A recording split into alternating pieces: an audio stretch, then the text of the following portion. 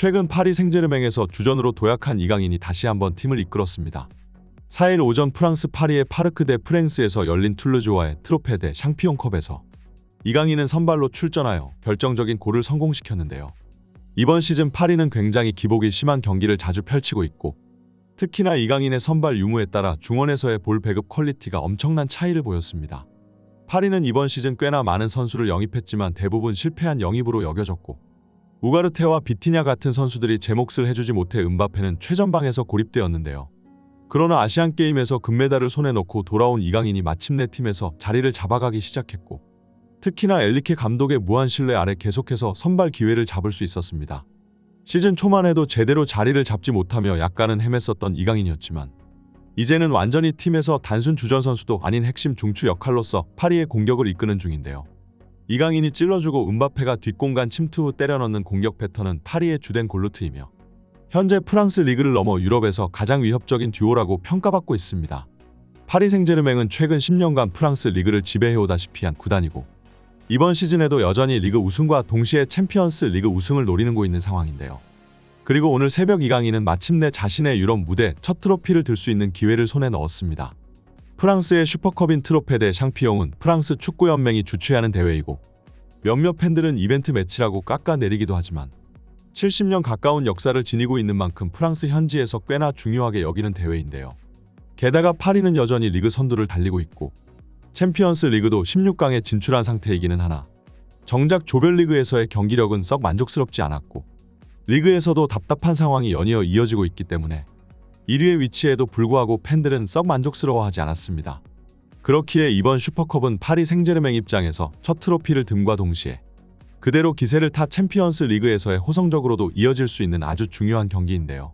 그리고 이강인은 이 경기에서 선발로 발탁되며 파리 생제르맹의 공격을 이끌었습니다. 이번 시즌 패스는 물론이요 결정력에 있어서도 완전히 물오른 모습을 보여주고 있는 이강인은 고작 경기 시작 3분 만에 선제골을 집어넣으면서 자신의 파리의 에이스임을 입증했습니다. 중앙 쪽에서 측면 지역으로 넓게 롱패스가 뿌려졌고 덴벨레는 이 공을 중앙 쪽을 향해 크로스로 연결시켰는데요. 여기서 많은 툴루즈의 수비수들이 전부 음바페에게 시선이 쏠려 음바페의 시선이 향하는 바로 골문 앞 쪽을 향해 모두 달려갔으나 정작 덴벨레는 음바페가 아닌 뒤에서 쫓아들어오는 이강인을 향해 컷백 크로스를 내주었고 이강인은 이 크로스를 왼발로 처리하면서 골망을 흔들었습니다. 이미 선제골만 해도 이강인의 활약상은 충분했지만 마치 기세라도 탄 듯이 이강인은 툴루즈의 수비수들을 흔들면서 완전히 경기를 지배하기 시작했는데요. 환상적이고 예리한 원터치 패스로 팀원들에게 결정적인 기회를 만들어주기도 했고 박스 안에서 시전한 시저스킥은 이번 경기 최고의 명장면이었습니다. 이강인이 살아나자 최전방의 음바페도 덩달아 살아나기 시작했으며 이제 경기의 주도권은 완전히 파리 생제르맹 쪽에 있었는데요. 그리고 이 흐름을 살려 추가골을 기록한 것은 역시나 파리의 정신 음바페였습니다. 중앙 쪽에서 공을 전달받은 음바페는 주위 모든 수비수들에게 둘러싸여 있는 상황임에도 불구하고 순간적으로 가속도를 폭발시켜 탈압박을 벗겨낸 뒤 그대로 박스 안에서 강력한 오른발 슈팅을 시도했는데요. 이 공은 강력하게 골대 상단으로 빨려 들어가면서 상대 골키퍼도 손쓸 수가 없었고 이강인의 선제골과 음바페의 추가골로 인해 사실상 이 경기는 완전히 파리의 손에 넘어갔다고 볼 수 있었습니다.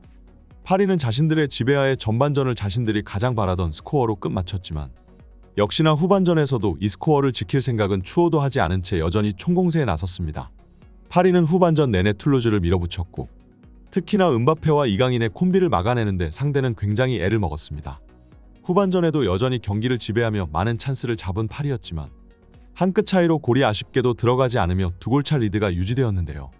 그러나 파리가 상대를 강하게 압박하는 만큼 툴루즈도 쉽게 자신들의 수비 진영에서 올라오지 못했고 결국 최고의 수비는 바로 공격이라는 것을 잘 보여줬던 파리의 경기력이었습니다.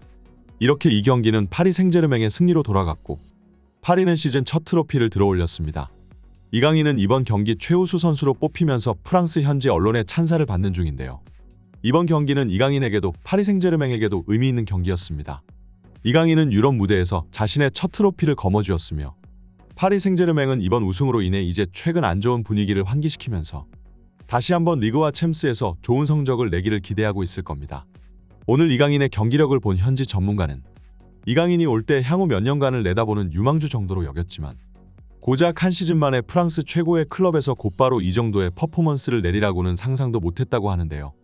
사실 파리 생제르맹의 스쿼드는 유럽 그 어떤 구단과 비교해도 꿀리지 않고 최근 몇 년간 스쿼드 보강에 수천억이 넘는 돈을 투입해 왔기 때문에 파리 팬들 스스로도 이강인이 곧바로 파리에서 핵심 선수로 자리 잡을 줄은 몰랐다고 합니다.